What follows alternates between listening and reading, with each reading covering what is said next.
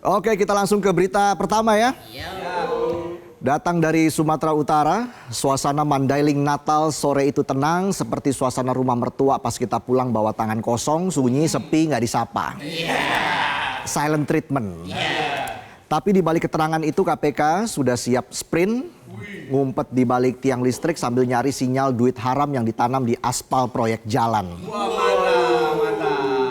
Jadi total nilai proyeknya 231,8 miliar rupiah yang katanya buat rakyat.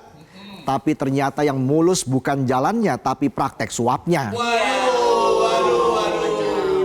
Padahal kalau digarap jujur nggak pakai suap, proyek segitu bisa bikin jalanan di Sumut mulus. Semulus pantat bayi yang baru keluar dari spa.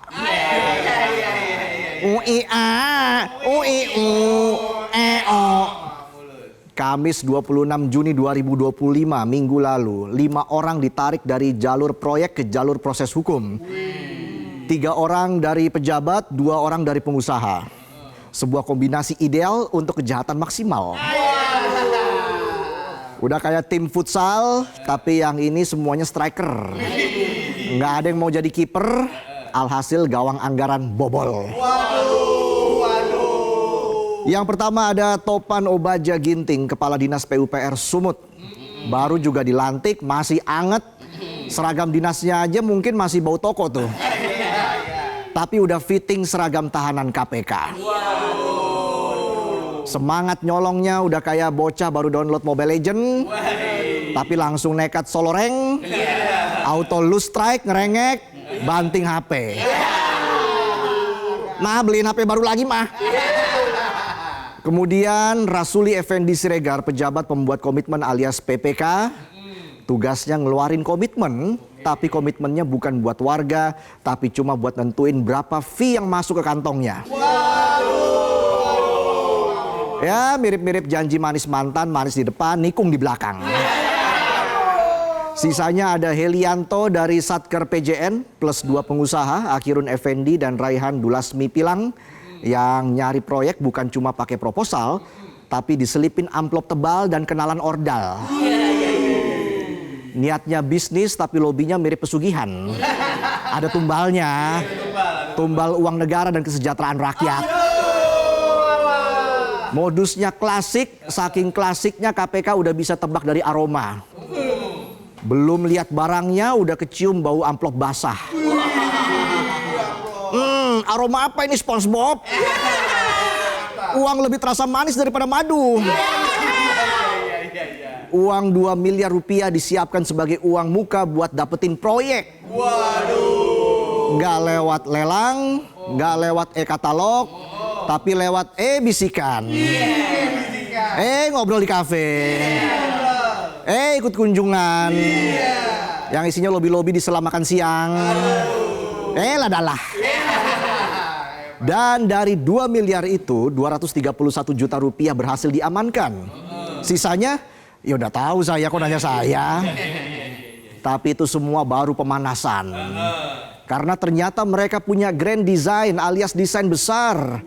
Bukan desain untuk bangun jalan tapi desain cari jalan buat nyedot duit proyek. Jadi kata pelaksana tugas Deputi Penindakan dan Eksekusi KPK Asep Guntur Rahayu, rencananya 10-20% dari nilai proyek bakal disisihkan buat suap. Kalau diduitin ya kurang lebih sampai 46 miliar rupiah. Bayangin 46 miliar. Coba lo tarik tunai semua tuh di ATM. Siapa juga yang mau tarik tunai 46 miliar di ATM? Penonton udah penasaran aja caranya gimana. Jadi ada 2 paket proyek utama, Jalan Sipiongot Batas Labusel senilai 96 miliar rupiah dan Jalan Hutaim Baru Sipiongot senilai 61,8 miliar rupiah.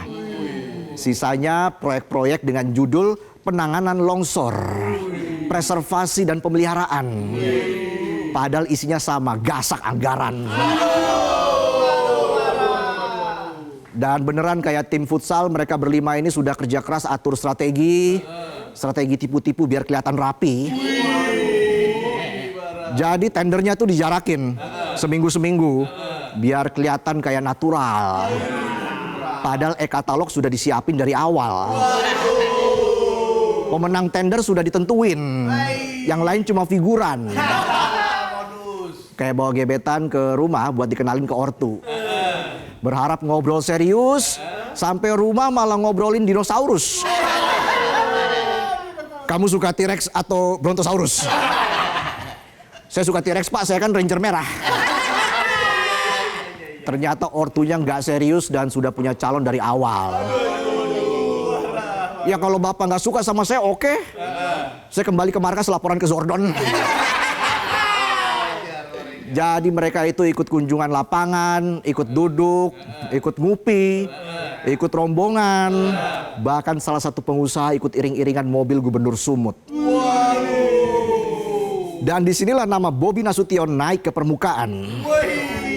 Karena Bobi juga yang bawa topan dari Medan ke provinsi, dilantik Februari 2025. Dan gak mungkin gak ada chemistry. Pasti sudah kenal dekat.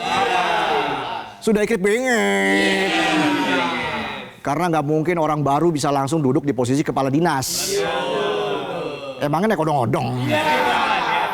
Naik odong-odong aja masih ngantri. Kecuali lo kenal mamangnya. Ini mamangnya lagi nonton.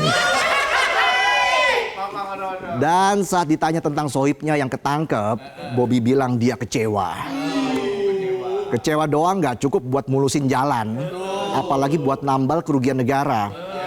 Bobi juga menambahkan kalau dirinya gak menyangka pengusaha yang ikut rombongan saat kunjungan ternyata korup. Ya kita kan gak boleh suzon. Mungkin Mas Bobi ini orangnya polos, opo-opo di los, alias dibiarin aja. Mungkin. Come on, pengusaha yang ikut itu bukan cuma buat temenin makan siang. Mereka ikut karena mereka tahu di balik jalan rusak ada peluang proyek yang bisa dimulusin bareng.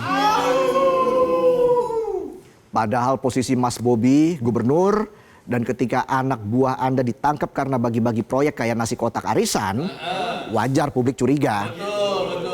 Korupsinya atas inisiatif pribadi atau atas perintah petinggi, atau jangan-jangan ikut menikmati. Ya udah tahu saya, kok nanya saya. Menanggapi kemungkinan Bobi bakal diperiksa, KPK sih bilang siapapun yang terlibat kami tindak.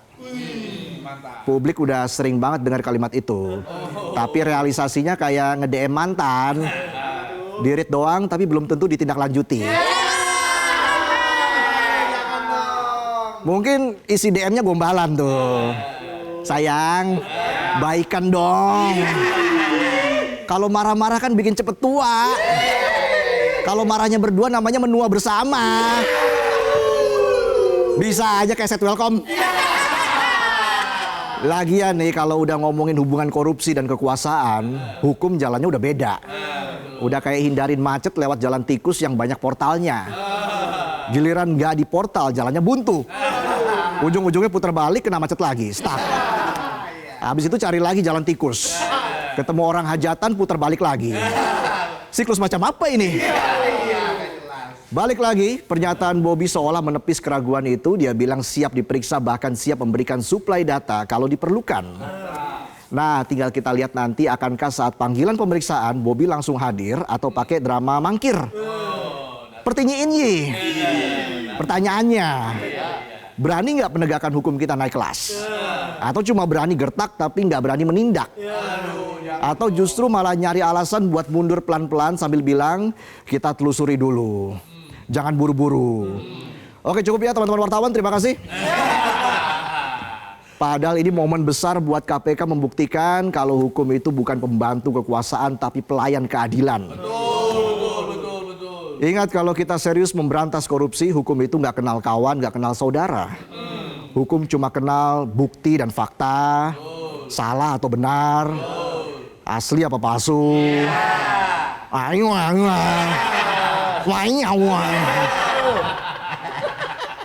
Jangan sampai lengah, jangan gampang menyerah. Ini masih Sumatera Utara, belum mengejar sampai ke Antartika. Jelajahi cara baru mendapatkan informasi. Download Metro TV Extend sekarang.